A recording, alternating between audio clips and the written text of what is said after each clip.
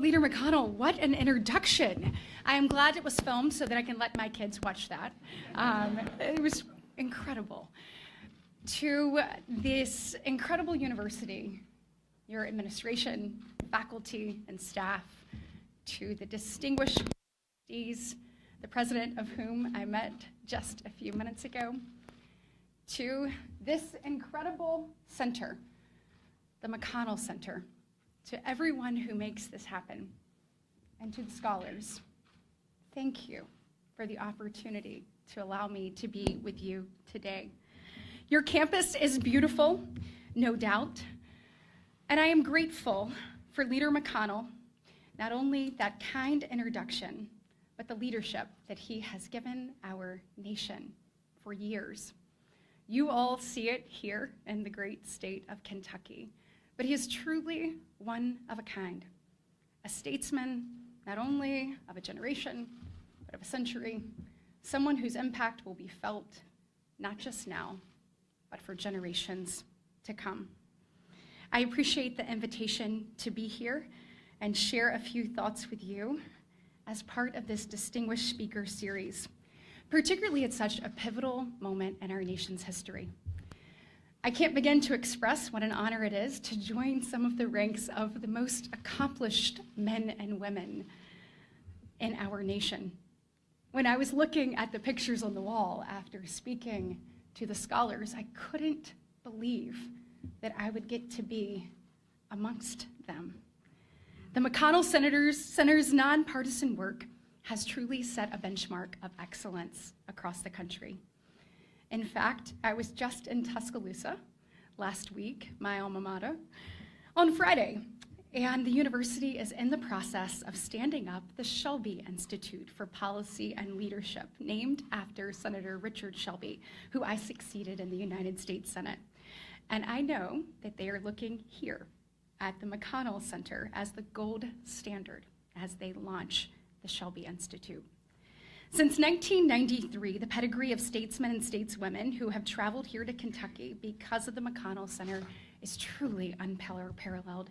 I hope that you realize what a unique experience this is, and something that kids, students, young people across the nation, I couldn't even imagine having the opportunity to be a part of.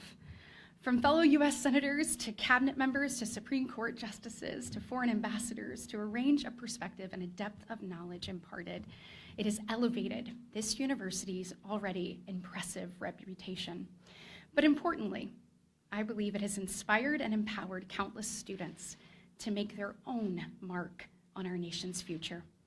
So to every student here, of which I was beyond impressed, I had the opportunity to meet them earlier, and Terry had to kind of sort of rush me along at the end because I was just soaking up every bit of hope that these young people give me. From talking about how to prevent child abuse and to bring awareness, to looking at how our underserved population, the lack of dental care, ultimately leads to more health care challenges in the future, to talking about looking at philosophy and psychology and how they mix with political science, layering in history and communication. These people have big dreams, but those dreams are not just about them. When I hear them talk about their passions and what they want to do, I know that you all are going to affect change for everyone who comes in contact with you.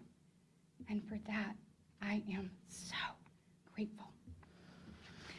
So, when Senator McConnell, as I was reading this, when he founded the center, he said, "Kentucky's future depends on inspiring, talented, motivated leaders."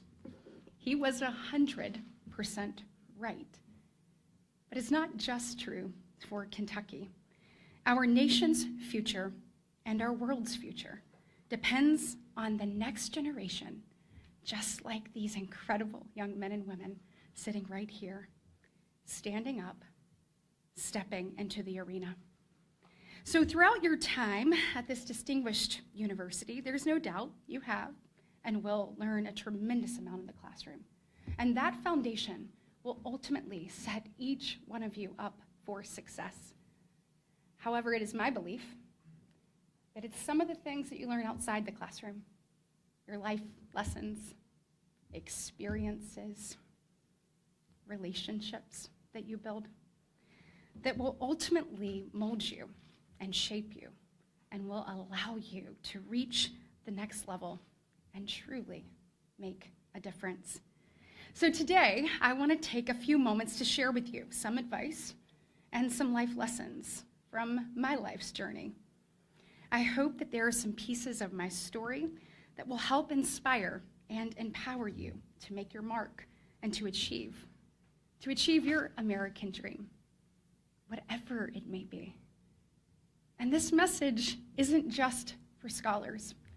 I think each one of us has an opportunity each and every day to become a better version of ourselves. And so I am hopeful that that is what you will take away from this.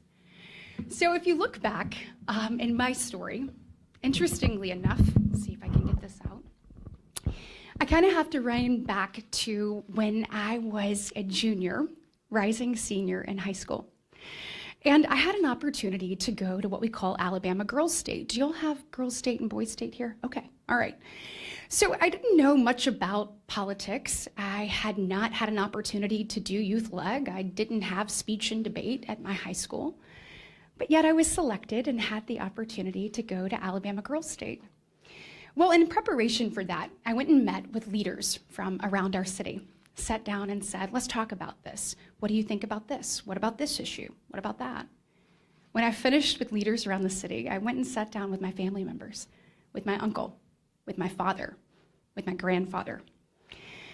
And in my conversation with my grandfather, I ended up taking away a piece of advice that I hold with me still to this day.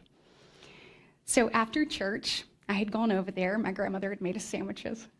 We were sitting there having these conversations. I'm asking him about all kinds of things. And when we finish, I feel we're prepared, ready. And as I'm packing up my stuff, where I've taken the little notes, he asked me, Katie, are you going to run for something? I said, oh, no, no, sir, no, sir. He said, well, why not? I said, well, this girl, she does youth leg and really good, right? Then there's so-and-so, and her mom's a judge.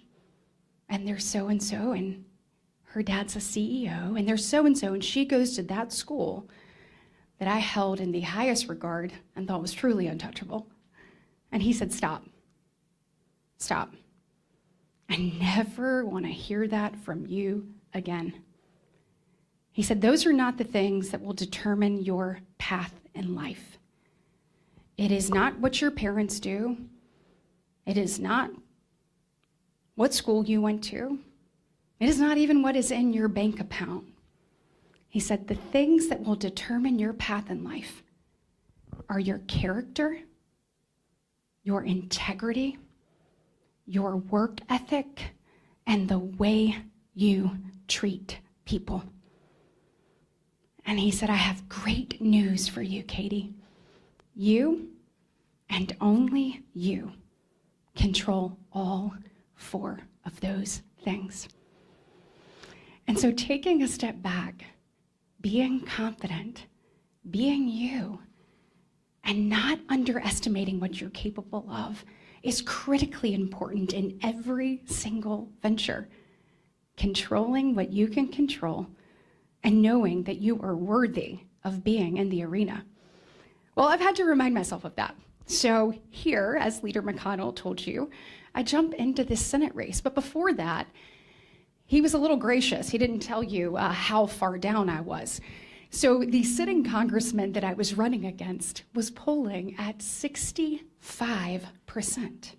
65. And at the time, he had received the 45th president's endorsement. And here I was, a relatively unknown, at the time, 39-year-old female, polling at 2. And for those of you who do not follow politics, you put your name on the ballot and you get to 4, right? So the fact that I could only get to 2 was really quite remarkable, but not in a way that inspires confidence. everyone said it can't be done. They said, she will be a sacrificial lamb. They said it right here, this close to my face. They're going to take you out. You'll never get to do anything. This will never work. And honestly, if I had given you a scale of all 50 states and said who was going to elect the youngest Republican female ever to the US Senate, you may not have selected Alabama. But against all of those odds, I jumped in the race. My husband and I both had to step away from our jobs, but we believed in the state. I believe I live in a great state with great people. We have a great story to tell. I believe in this nation. I believe in fighting to preserve the things that I think make it so special for my children. And so we thought, you know what? It's worth it. And after zigzagging across Alabama, going to every city to small town, we ended up winning 66 out of 67 counties. Well done. Thank you. Thank you. Hey, and I know which county that is that I didn't win, and I am coming for it next time. But even after achieving that, I found myself as the Republican nominee for the United States Senate, but still questioning my ability and worth to be in the room.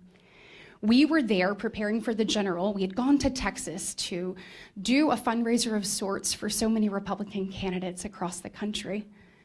And I remember in that moment having to remind myself about my grandfather's advice as I stood amongst the other nominees. I remember looking to my right, seeing a really distinguished congressman. Okay, don't have that. Then next to him was someone who was a New York Times best-selling author that everyone knew. Didn't have that. Then next to him was somebody who was a world-class physician and talk show host. Clearly didn't have that, although I may try for that later. Then Heisman Trophy winner, and outside of being able to do the pose, I got nothing for that. And then there was me.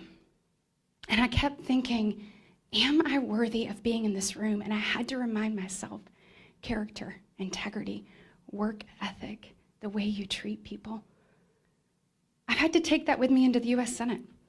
So I've been really honest about this. I have struggled. My first 12 months in office, I would say the first 6 to 8 on a personal level were really hard. I miss my husband. I miss my children. As a mom, how do you do this? How do you miss the volleyball banquet? How are you not there when your children have a bad day? How do you explain to your daughter that you're not going to be there for middle school graduation? Taking a step back and figuring out, how do I do this? Knowing that I am doing it for their future. Also, I don't know if you noticed, but I don't necessarily have a natural peer group in the US Senate. So how am I going to build meaningful relationships, conventional relationships, and maybe what is an unconventional way? And so as I was sitting there, about month 5, I had been doing a lot of listening. I believe in listening and learning and watching and growing. I stood up at one meeting and I said, I want to tell you all what it's like to be a mom right now, what it's like to raise our kids, the things that my friends in my walking group are talking about. These are the things that we've got to focus on. This is where we need to go. We got to pay attention, and pay attention now. It was right after that meeting that this man right here stood up from his table and walked over to me. And Leader McConnell looked at me and he said, "You're right. You have a unique voice. It is a voice we need to hear. I want you to come sit at my leadership table." Folks, for someone like me to have a window into that at this point in my career, to have an opportunity to speak truth at a table, to have an opportunity to bring a perspective about my values of faith and family and freedom, about what it's like to raise children in this environment, what I had seen as maybe a weakness, not looking like everybody else, not being like everybody else, not having the pedigree of everyone else, was actually a strength. And he noticed it and gave me a chance. And so, guys, the world will place limitations on you. That is absolutely a fact. But it is the ones that you place on yourself that will ultimately do the most damage. So hear me say this and hear me say it loud. Do not let your own insecurities limit your potential. Be you. Everybody else is taken. And we need you in a really big way. You're beneath no one. You belong. Be fearless. I would also say one thing that I have learned, and particularly in this first 14, 15 months in the US Senate, is just the importance of being empowered by those around you, and then also being empowering. So you constantly have knowledge at your fingertips. We all do. We tend to not take it in. We tend to glance over it instead of drill down. Those of you who are seniors, which I've learned the seniors sit on the front, right? Those of you who are seniors who are about to go to the workforce have a number of emails and information coming at you.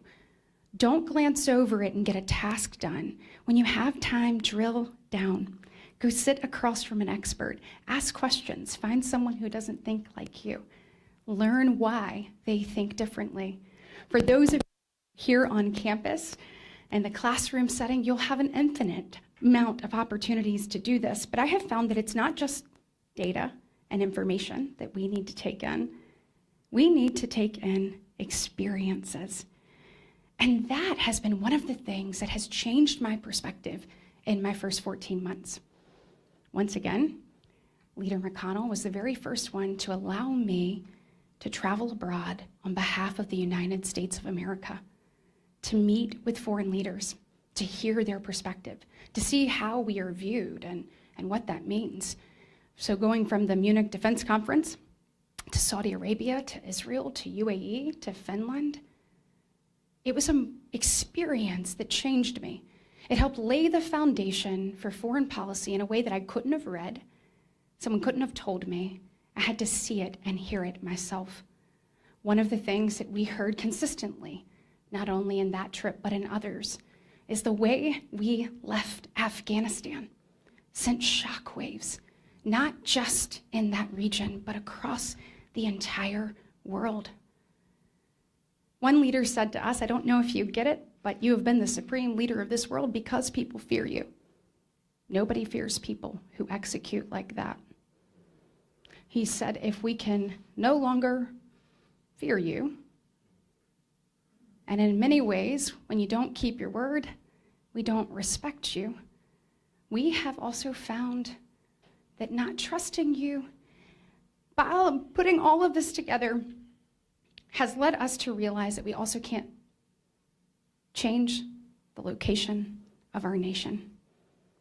And so if we don't respect you or fear you, if we can't trust you, then Iran is here, China is here. We have finally realized we're going to have to figure out how to deal with that on our own. And he left us by saying this, I hope that America wakes up before it's too late, and that you all realize when you leave a void on this planet, it does not sit empty. He said it is filled, but it is filled by people that you do not like.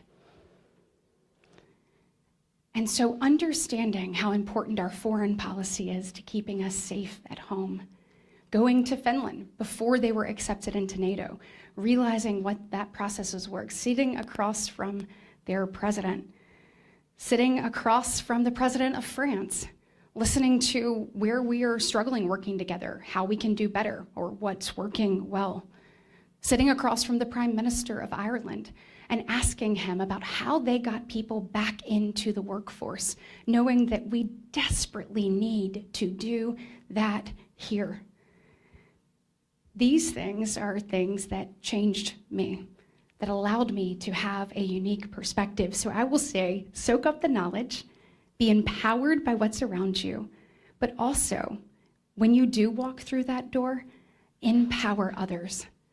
It is not lost on me as a former Senate staffer, and when I walked into the US Senate, you were looking at 100 out of 100 when I got there. I joke, this is what the bottom looks like. Here it is.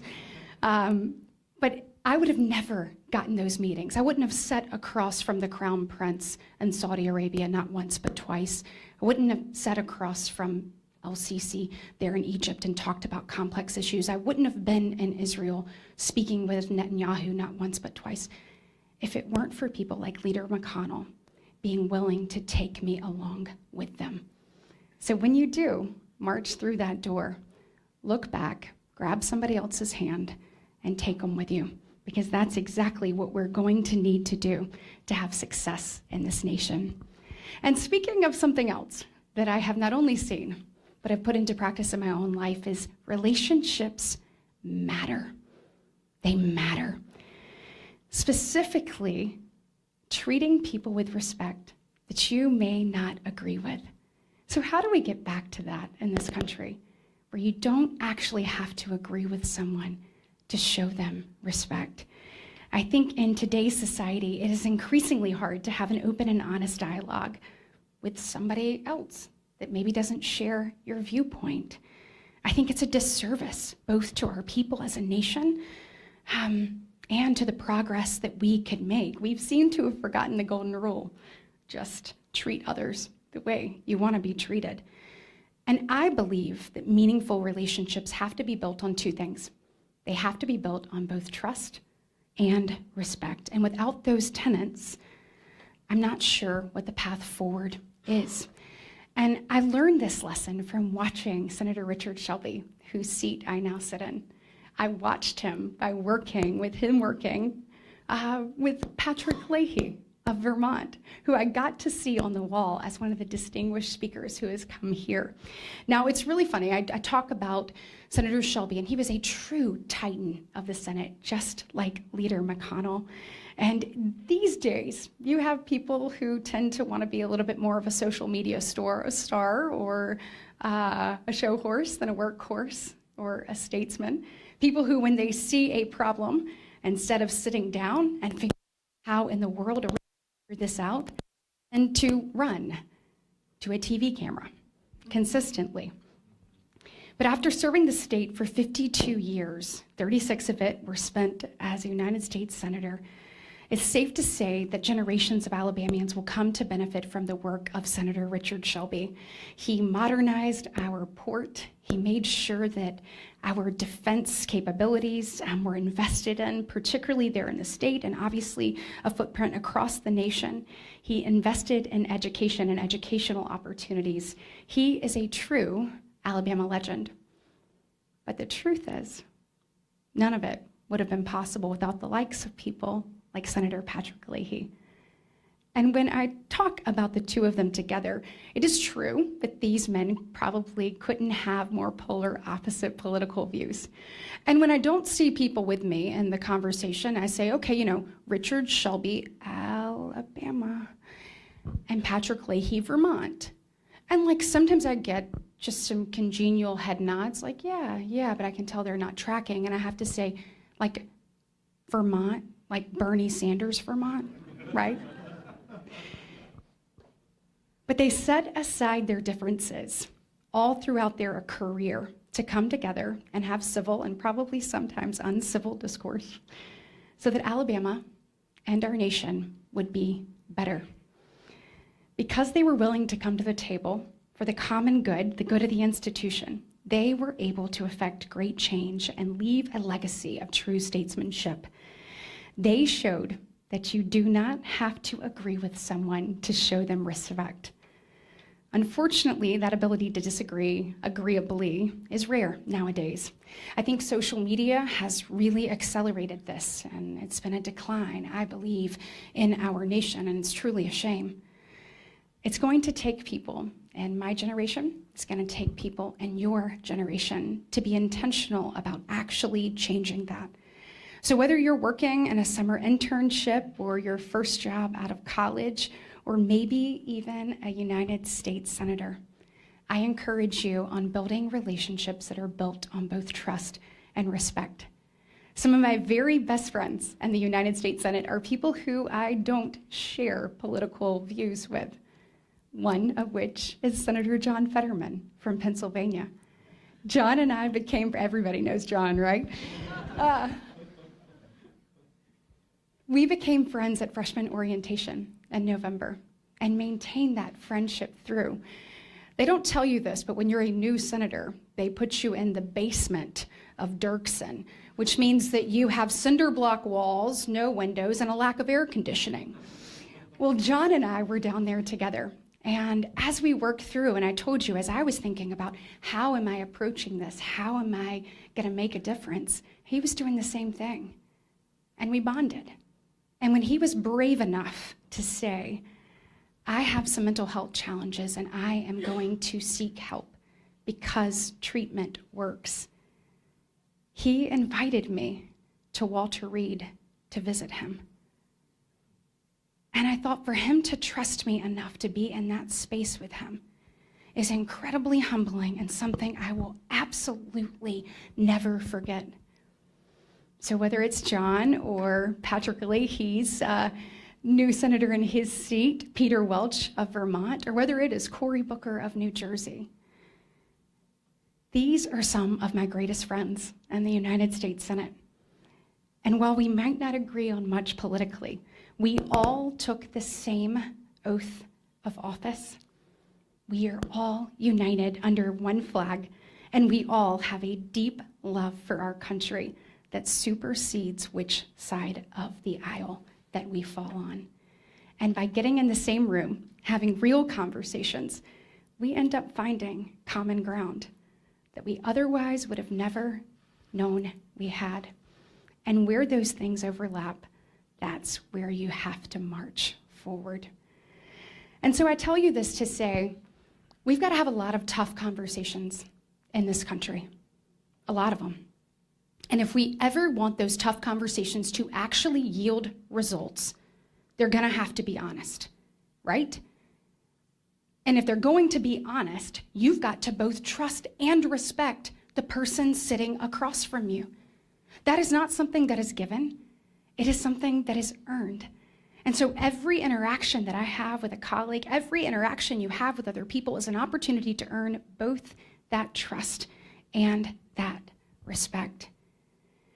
Because when you look at what we're dealing with in this country right now, whether it is what's happening on our border, where we have a record number of encounters, where the number of known gotaways goes up, which means those are people we never touch gloves with. So we're over 1.8 million. We don't know who they are, where they're going, or what their intentions are. When you have the FBI director saying in a Senate hearing, there are blinking lights everywhere, you know we have to get serious about solutions. When the number of fentanyl deaths between the ages of 18 and 45 is at an all-time high, and when we have a humanitarian crisis that's occurring on our way to, at our border, and many times within our nation, we gotta figure out a path forward. When you look overseas, unfortunately, things don't get much better there. Obviously, Putin is on the march. The enemies of freedom have put our allies on the brink. You look at what's happening there, obviously in the Middle East, with Hamas holding 130 hostages, 5 of which are Americans. And we know who funds Hamas, yet we seem incapable of putting in the proper guardrails, using every tool in our toolbox to dry them up financially. We know what happens when Iran gets money. They use it for nuclear proliferation. They use it to fund terrorism. They fund Hamas in Gaza, they fund the Houthis in Yemen, they fund Hezbollah in Lebanon. So if you look at this administration's inability to actually put pressure on them in that avenue, we must do more. Just 2 weeks ago, they waived yet another $10 billion. We must do better. You look at what's coming down the pipe in the Indo-Pacific. China has said we will take Taiwan by 2027. What does that mean for us? How are we prepared? How do we stop the infighting and remember how to march forward as Americans? I believe strength deters warlords and weakness invites it. And then when you look at what's happening at home, we obviously have just faced the highest inflation in 40 years. Our credit card debt in this nation is over $1 trillion, the highest in this nation's history. You've got mortgage rates at a 23-year high, and speaking of 23, when you look at the fact that we are at a loss for affordable housing across America, that it is challenging to find, and then you look at new home prices, 23% of a new home price is directly attributed to regulation. We all believe in putting up guardrails, but overburdensome regulation affects people's ability to actually achieve and realize their American dream. You look at child care cost, it's up 30% in the last 5 years alone. Our nation is $34.5 trillion in debt. And so that's $102,000 for every single person in America. So we got some challenges ahead of us. We have some tough conversations that need to be had. And we are counting on your generation to help us achieve real solutions. And in order to do that, you are going to have to be bold. You're going to have to be adventurous. You're going to have to be willing to take risk. As we talked earlier, Alabama is chock full of people, and I am sure Kentucky is as well, who did those things. Whether it's looking at the Civil Rights Trail or John Lewis or the quiet courage of Rosa Parks, whether we're looking at the fact that there are so many things that don't happen overnight that you have to continue to push, continue to work, continue to move the needle on. We are counting on you. And for all of you, we're counting on you to plant a tree whose shade you will never sit under. Think about it. A lot of times we do things that are a direct benefit to what we're doing or people we know. I encourage you to think outside that box and plant a tree whose shade you will never sit under. And then be unafraid to fail. Every one of you in here. No matter where you are in your career, no matter where you are in your life, we need you. And I will not blow smoke. Failure is not fun. So people see the peaks in your life. Leader McConnell did a great job reading out mine. But it is truly the valleys in your life where I believe God uses those if you're honest about them. You don't blame other people. You sit there and figure out what could you have done better, what could you have done differently. That makes you more prepared to climb the next hill. And success actually occurs when preparation meets opportunity. So get in there, and be unafraid to take a chance. And I will wrap up with this. I want to make you a promise. And that is one that I know will come true. And that is the world will knock you down. It's fact.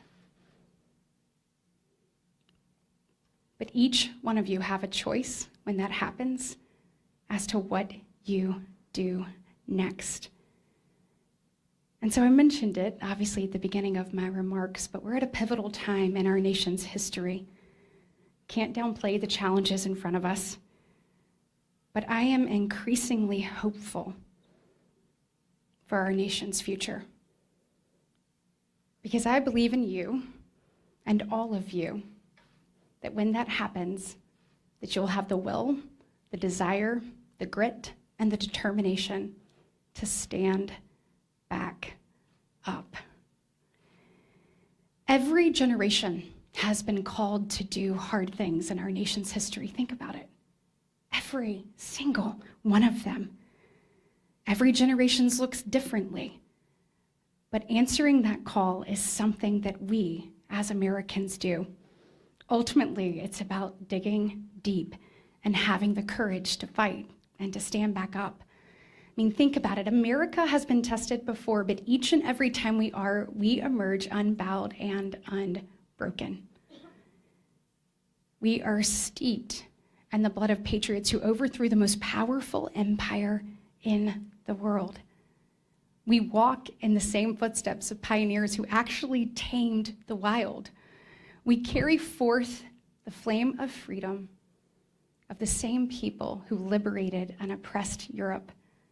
I mean, you think about the greatest generation that stormed the beaches of Normandy. I don't know if you've ever had an opportunity to visit there, but when you actually stare down those hills and you realize they had the courage to climb up in the face of the unthinkable, it puts perspective in the magnitude of what those brave souls faced. They didn't stare up and turn back around. They marched forward because they know our country, our values, and our liberties are worth it.